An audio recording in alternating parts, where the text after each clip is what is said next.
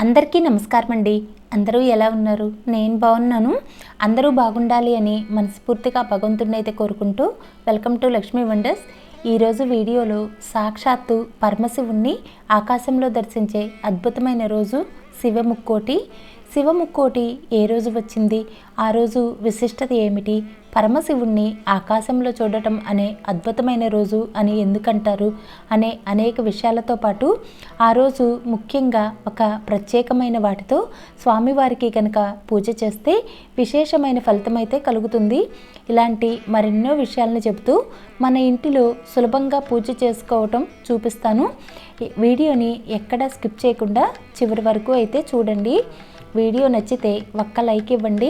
ఇక వీడియోలోకి వెళ్తే ధనుర్మాసంలో వచ్చే వైకుంఠ ఏకాదశి రోజున విష్ణుమూర్తిని ఉత్తర ద్వార దర్శనం చేసుకుని ఎలా పూజిస్తామో అలానే ధనుర్మాసంలో ఆరుద్ర నక్షత్రంతో కలిసి వచ్చిన రోజున మనం శివముక్కోటిగా జరుపుకుంటాము.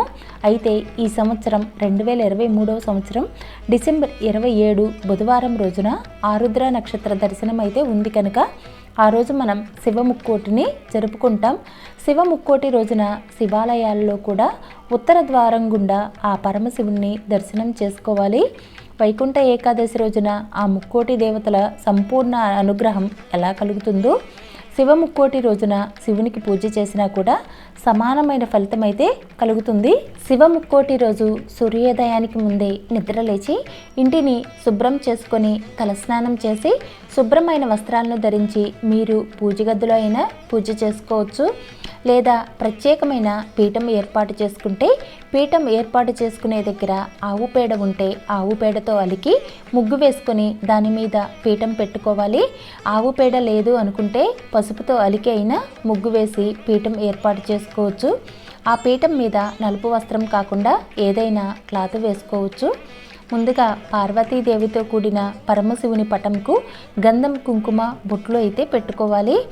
పీఠం మీద ఒక తమలపాకును ఉంచి తమలపాకు మీద కొంచెం బియ్యం పోసి పసుపు కుంకుమ వేసి అక్కడ పటంని ఏర్పాటు చేసుకోవాలి.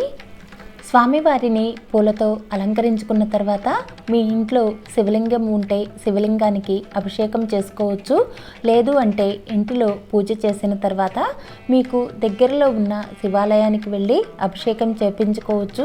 ముఖ్యంగా ఆవు పాలు, ప్యాకెట్ పాలు కాకుండా శుద్ధమైన ఆవు పాలతో అభిషేకం చేస్తే శివముక్కోటి రోజు స్వామివారికి విశేషమైన అనుగ్రహం కలుగుతుంది అంటారు.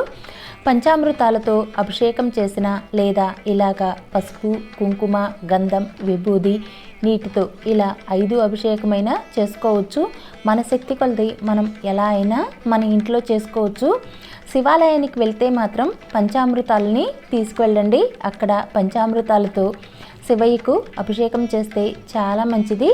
మనం ఇంటిలో చిన్న శివలింగం కనుక పెట్టుకునేది ఇలా ఉద్దరణతో అభిషేకం చేసుకుంటే సరిపోతుంది. శివలింగంతో పాటు నందీశ్వరుడికి కూడా అభిషేకం అనేది చేసుకోవాలి.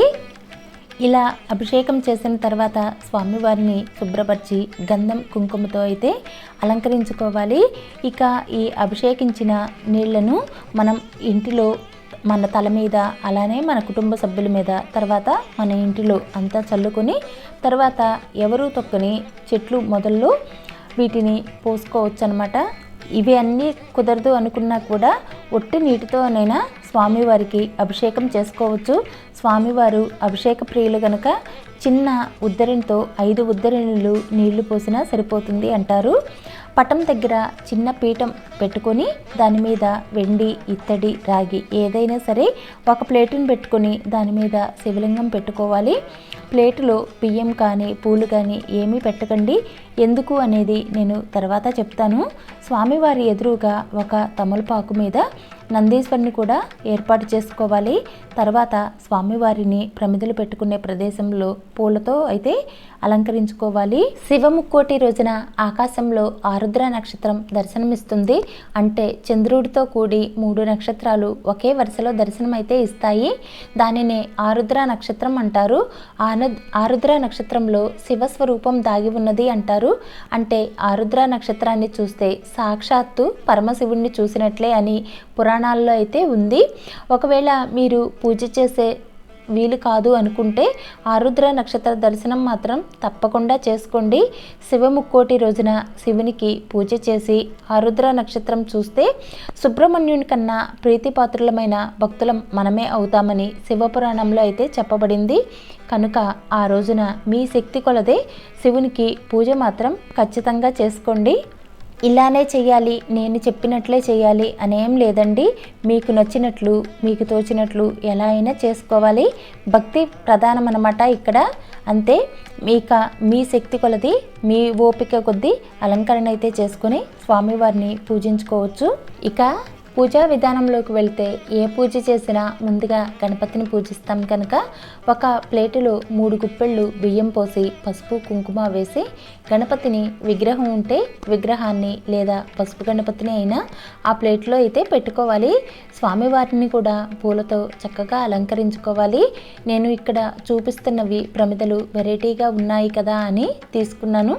5 దీపాలు పెట్టుకోవచ్చు లేదా పైన ఇంకో ప్రమిద పెట్టుకొని దీపమైనా వెలిగించుకోవచ్చు అన్నట్లు తీసుకున్నాను. ఇవి ఆన్లైన్లో కాదండి, లోకల్లోనే తీసుకున్నాను. వీటితో పాటు ఈ రకం ప్రమిదలను కూడా తీసుకున్నాను. ఇవి కూడా మందార పువ్వు ఆకారంలో చాలా బాగున్నాయి. నేను ఇక్కడ 2 పిండి ప్రమిదలు అలానే 2 మామూలు ప్రమిదలు అయితే పెట్టుకొని దీపం అయితే వెలిగించాను. ఈరోజు పిండి ప్రమిదల్లో దీపం వెలిగిస్తే చాలా మంచిది. అయితే ఈ పిండి ప్రమిదలకు అడ్డంగా శివునికి పెట్టినట్లు అడ్డనామం బొట్లు అయితే పెట్టుకోవాలి. ఇక నియమాలకు వస్తే ఆ రోజు ఉదయం పూజ చేసుకోవాలి. అలానే ప్రదోష సమయంలో కూడా దీపం అనేది పెట్టుకోవాలి. ఆరోగ్యం సహకరించేవారు ఉపవాసం చేస్తే మంచిది. ఉదయం సాయంత్రం పూజ చేసి ఆరుద్ర నక్షత్ర దర్శనం చేసుకొని పూజనం చేయవచ్చు. ఈరోజు మాంసాహారం, మద్యపానం చేయరాదు. అలానే బ్రహ్మచర్యం పాటించాలి. ఆరోగ్యం బాగున్న వారు పడుకుంటే మంచిది. ఉల్లి వెల్లుల్లి తీసుకోరాదు. ఇక నియమాలకు వస్తే ఇవేనండి. ముందుగా దీపాలన్నింటినీ పూలతో అలంకరించుకున్న తర్వాత దీపాలన్నీ వెలిగించి అక్షంతలు వేసి దీపలక్ష్మికి నమస్కారం చేసుకోవాలి. ముందుగా మిగిలిన దీపాలు వెలిగించుకొని పిండి దీపాలు శివునికి పూజ చేసేటప్పుడు వెలిగించుకుంటే సరిపోతుంది. ముందుగా ఏ పూజ చేసినా తొలుత గణపతికి పూజ చేస్తాం కనుక కనీసం పంచోపచార పూజ అయినా సరే చేసుకోవాలి. పంచోపచార పూజ ఎలా చేయాలి అనేది ఆల్రెడీ నేను వీడియో అయితే చేశానండి. దానిలో చూసి స్వామివారికి పంచోపచార పూజ సింపుల్గా అయినా చేసుకోవాలి. తర్వాత కనీసం 21 సార్లైనా ఓం గం గణపతియే నమః అనుకుంటూ స్వామివారిని పూలతో అర్చించాలి. దీపధూప నైవేద్యాలు సమర్పించిన తర్వాత స్వామివారికి నైవేద్యం సమర్పించి హారతి ఇచ్చి పూజ అనేది స్వామివారికి ముగించాలి. తర్వాత ముందుగా పిండి దీపాలను అయితే వెలిగించుకొని శివునికి ధూపదీప నైవేద్యాలు సమర్పించి నమస్కరించుకోవాలి. స్వామివారికి సంకల్పం, మీ మనసులో ఉన్న కోరిక చెప్పుకోవాలి. లేదా స్వామి, నాకు ఏది మంచి చేయాలి అనుకుంటున్నావో ఆ మంచి నువ్వే చేయి తండ్రి అని స్వామివారిని వేడుకొని స్వామివారికి ఈరోజు అన్నంతో అష్టోత్తరం చేస్తే చాలా మంచిది. అన్నం ఎలా వండాలి అంటే ఒక గుప్పెడు సుమారు బియ్యం నానబెట్టి పొయ్యి మీద నీరు పెట్టి నీరు బాగా కాగాక నానబెట్టిన బియ్యాన్ని ఆ నీటిలో పోసి కొద్దిగా ఉడికాక జల్లెడ లాంటి దానిలో వడగట్టి చల్లారనివ్వాలి. ఆ అన్నంతో అష్టోత్తరం చేసిన పంచాక్షర మంత్రం ఓం నమ శివాయ అని 108 సార్లు చదివిన మనకు ఉన్న సకల బాధలు, సకల దరిద్రాలు నశించి శివానుగ్రహం అయితే కలుగుతుంది.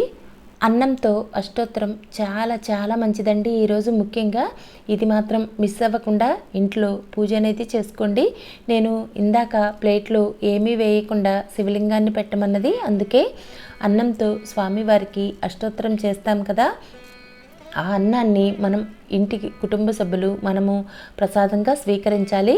ఇక మీకు తెలిసిన వారు దీర్ఘకాలిక అనారోగ్యాలతో బాధపడుతుంటే వారికి ఈ అన్నాన్ని ప్రసాదంగా అయితే పెట్టండి. ఇక నైవేద్యానికి వస్తే స్వామివారికి ఈరోజు ఏ ప్రసాదమైనా సరే పెట్టవచ్చు. ఖచ్చితంగా ఇవే పెట్టాలి అనే నియమం ఏమీ లేదు. కానీ కొబ్బరికాయ కొట్టి ఏదైనా బియ్యంతో చేసిన ప్రసాదం పెడితే, అంటే తీపి పదార్థం ఏదైనా చేసి పెడితే మీ శక్తి అనుసారం పెట్టండి, చాలా మంచిది. ఈ పూజ ఆడవారు చేస్తే అన్యోన్య దాంపత్యం అలానే అఖండ ఐశ్వర్యం అయితే కలుగుతుంది. దీర్ఘకాలిక అనారోగ్యంతో బాధపడే వారికి ఉపశమనం లభిస్తుంది.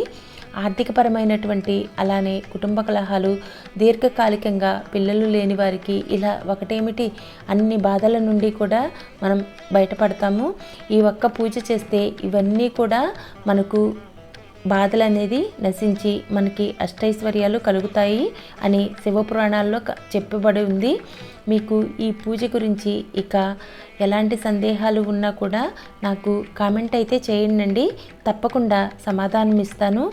ఇప్పుడు వరకు వీడియోని స్కిప్ చేయకుండా చివరి వరకు చూసిన వారికి ప్రత్యేక ధన్యవాదాలను అయితే తెలుపుకుంటున్నాను. అలానే వీడియోని ఒక్క లైక్ చేయమని వేడుకుంటూ, ఇంతవరకు మన ఛానల్ కనుక సబ్స్క్రైబ్ చేసుకోకపోతే సబ్స్క్రైబ్ చేసుకోండి.